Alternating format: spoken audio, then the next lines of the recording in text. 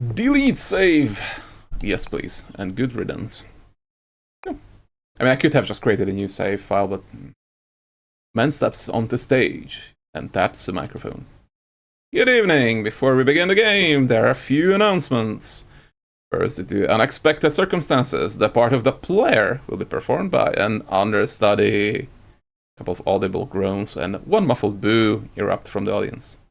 Now, there's no need for that. This kid may not be a star yet, but I've seen her rehearse, and I can guarantee that she'll impress you. She may not have had time to memorize any of her lines, but, well, neither have any of you. The audience laughs. Second, I would like to warn you that this production features a significant amount of obscenity. But, before all the parents in the audience begin covering their children's ears, notice. This stage is enhanced, such that the obscenities can only be heard by those of sufficient emotional maturity to handle hearing them. And finally, the writing room would like to issue an apology for failing to complete the script before this performance. They're working on it as I speak, so it is my pleasure to announce that tonight's performance is also a race. Who will win? The writers furiously working to finish the script, or the performers attempting to perform it? I can't answer that question, but I can announce that the race begins now. We hope you enjoy the game. This is going to be out there. Where should you start? You're walking through the woods when the world around you shattered.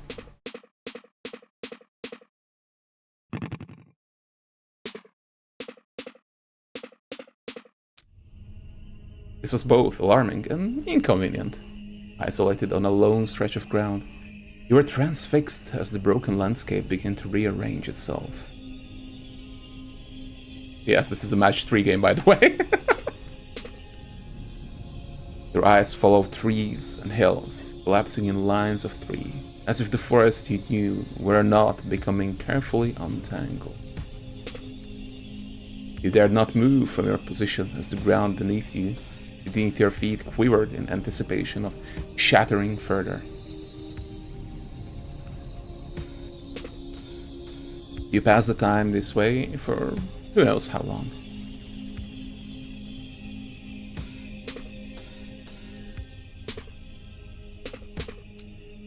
Until the court pulled into view. At first, you weren't sure you could trust your eyes, but there it was, a great shining structure among the rolling landscape. Something stable and enclosed, a shelter.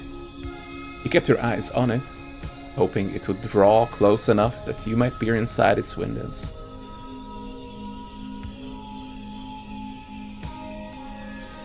Surprisingly, the court appeared able to move freely through the broken landscape.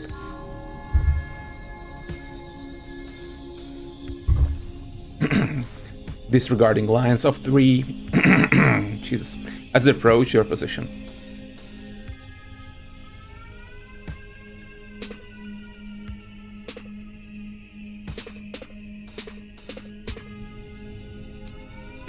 And just as it came near, the shattered landscape lurched. With a warning, the forest shaped back together as if someone had pulled the knot of reality tight once again. Except by now, it wasn't the forest you knew, it was hardly even a forest. You stood stretched and began to hike towards the court.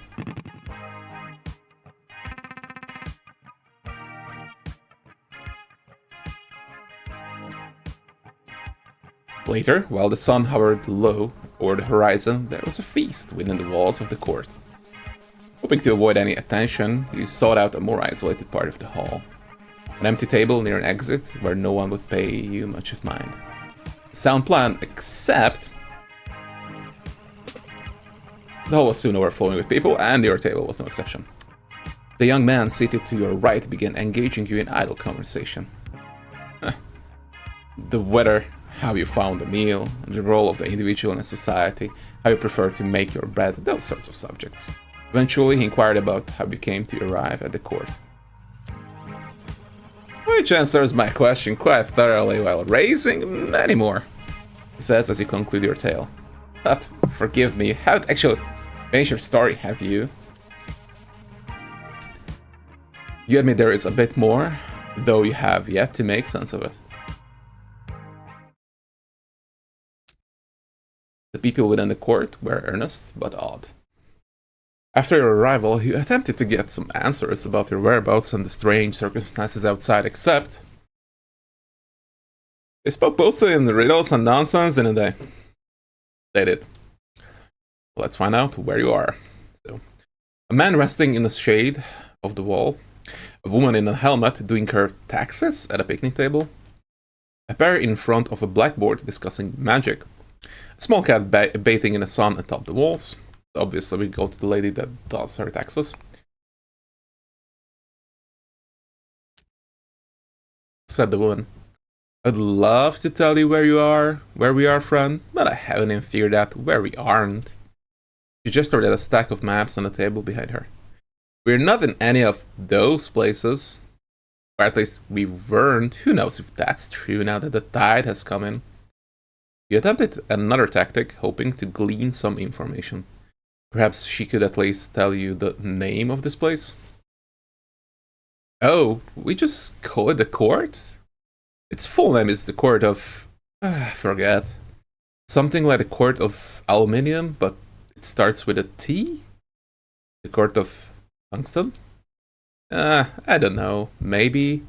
I'm new here and I'm bad with names, but at least I can give you mine. I'm Robin. She held out her hand, which you shook as you introduced yourself. Now if you'll excuse me, I should try to sort this out before the tide settles again. Next to you... Hold on. Are you seriously going to tell me about every individual conversation you had in excruciating detail? Yes. Yes, you are, because if he lets you proceed uninterrupted, he'll learn that many of these people played a part in what happened next. Fine, fine. A memory. A man resting in the shade of the wall. Said the man. Whoa, pal, before you ask me any more questions, you gotta know my deal. My deal's that I can only answer questions you haven't asked. So as to where we are, no can do, sorry, can't tell ya. But what are we doing? Oh man, we are a court of fairies on a quest to find our missing queen. He looked to both sides and said, so let me know if you see her, just don't ask me where she is. A pair in front of a blackboard discussing magic. There appeared to be a seminar of some sort taking place in the courtyard. A seminar of magic, if you understood the text on the blackboard correctly. So okay, first you take a metaphor and then you stretch it really thin, right? Right. Like really thin, so thin you forget its original purpose, then you just inflate it. Right, just inflate the metaphor. I prefer to use my lungs for that. Then as it's inflating, you twist it like, hang on, like so? You still following? Think so? And hold on. Ta-da! There. It now resembles a dog, a delight for children and such. Ah, okay, so what happened to the metaphor? It's a lovely little bellend dog now. I see. They seemed a bit busy, so you left them to it.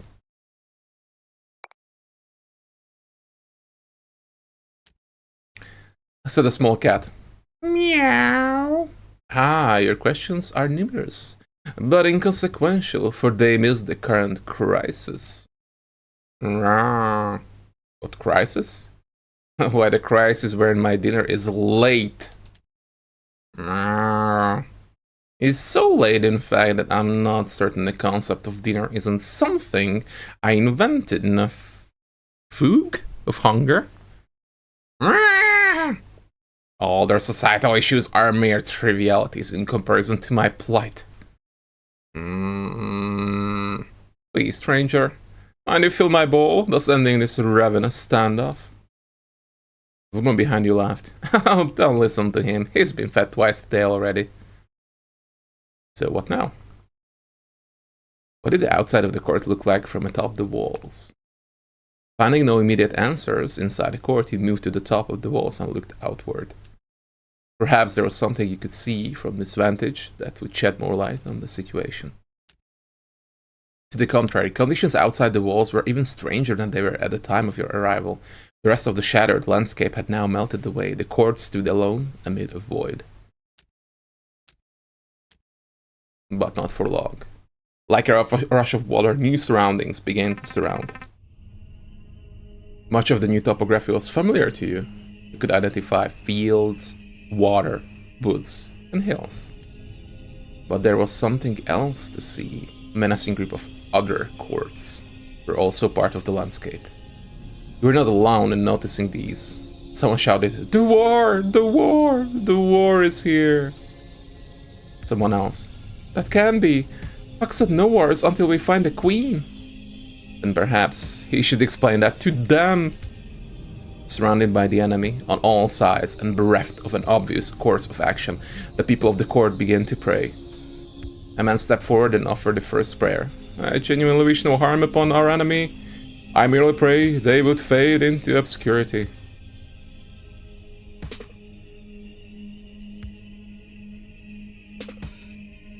Wow, I didn't expect that to work, but thanks. The woman named Robin offered the next prayer. My notes are quite clear on this. Prayer does not work. Our time is much better spent steering the court. Remember, their soldiers cannot cross water. You should try to take shelter behind a moat until the tide comes in.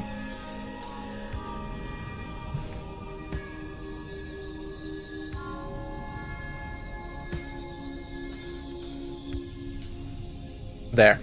Now that river protects us from nearly half of the field. Hill should also slow their advance, so for my next prayer... But the next prayer did not belong to Robin. The next prayer belonged to the cat. As long as we are making demands of God, then my wish as ever is to be fed.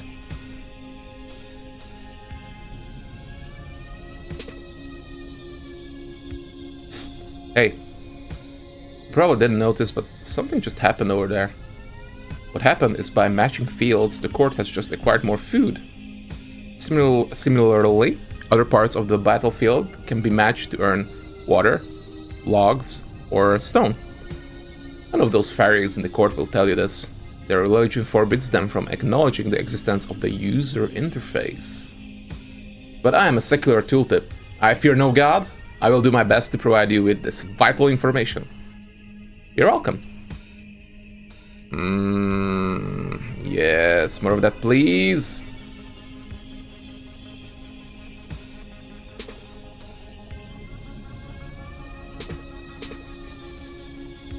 Robin then bemoaned the loss of the moat. And we face even more of the enemy than before. Why must I bother? The scholars at the blackboard now chimed in. We've identified the most strategically sound location. This spot right here. If we just steer over there carefully, we should be fine. Sitting pretty. But Robin interjected. Stop! Look at the clock, it's almost low tide. We have time left for only one more move. Hello again. So the clock and time left Robin alludes to is in fact this unassuming progress bar at the edge of your vision.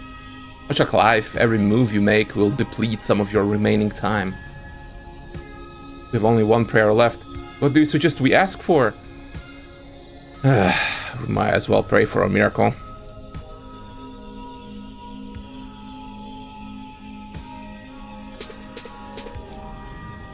Well, that's a start. Apologies, but another explanation. From me, your humble tooltip is in order. The previous move chained multiple matches together. Because of this, you have earned some bonus time. For the fairies of the court, this might as well be a miracle. Is there any chance we could do that again, whatever that was? But there was no such chance. The next prayer would be the last one. Incidentally, the next prayer also belonged to you. Unsure of what any of this really meant, I began to choke. You imitated the people around you and made a pointless decision. Grab some wood. The battlefield snapped together as the court snapped to attention. Places, everyone! Windows were shuttered, doors were slammed, large swaths of people emerged from further inside and formed a line near the gates.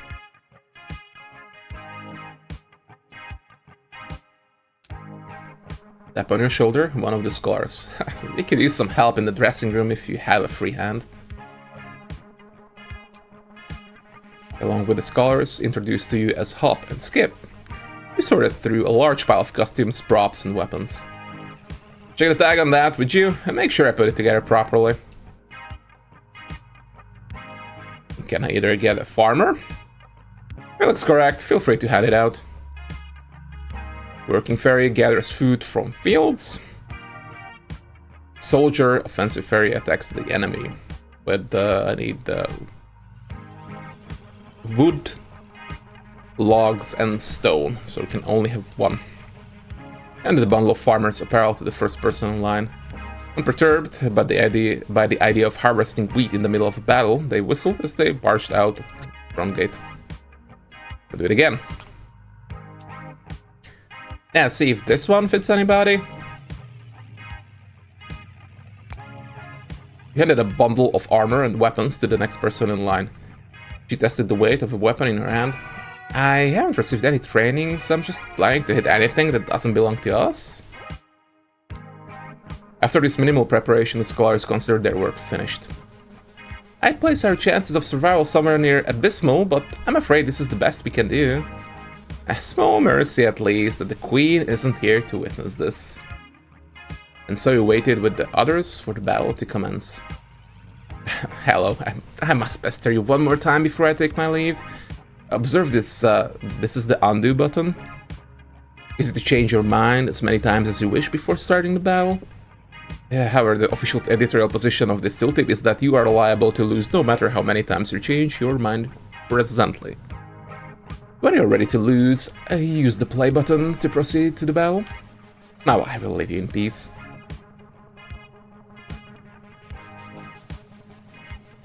Yeah, it's like a basic funky thingamajig.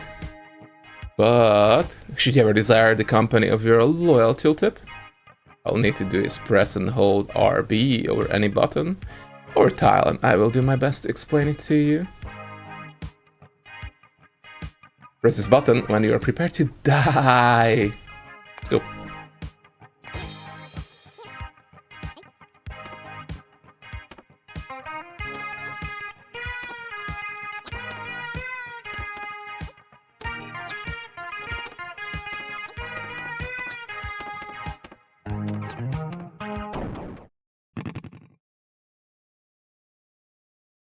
Okay.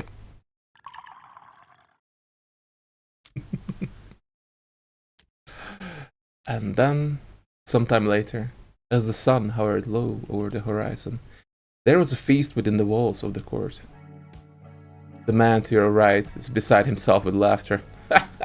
Okay, so our court, kind of guard by sudden war, stumbled behind enemy lines, made a token attempt at resistance, and was summarily toppled. Do I have that right?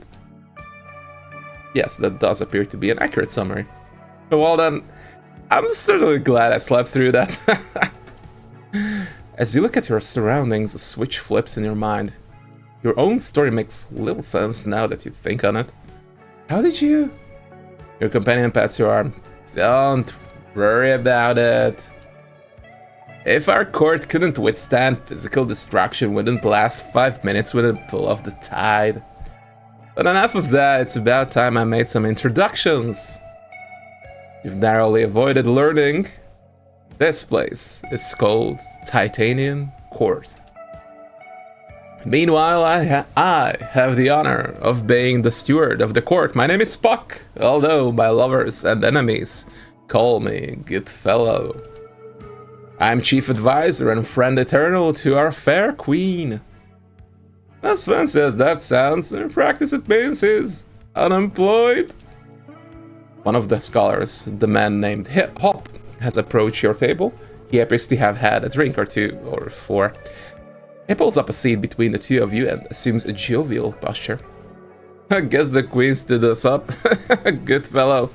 Lucky for her, I'd say I'd skip town too if I knew what a story showing the court would make.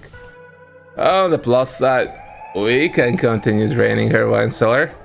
Now, are you going to help me with that, good fellow, or are you just going to stare at me? I don't mind either way. Buck, staring at the scholar, mouth agape, slowly inhales and pinches his nose. What fools these. How drunk are you, Hop? The queen is right here. I've been speaking to her for the entire feast.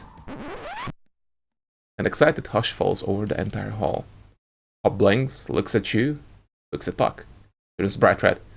I see it now. That calls for Her Majesty's finest vintage. I'll be right back.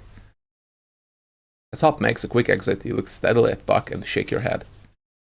There's no use denying it now, not after the tale you told me. If you'd like more proof, just take a look at where you're seated. You slowly take in your surroundings.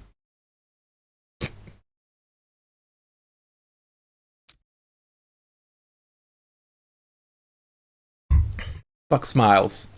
Now, if I may conclude my introductions, let me introduce the court to your majesty and likewise. He stands up and addresses the entire hall as he says, Long absent the queen of Titanium Court, always a stranger, has arrived. Cheers erupt and dessert is served.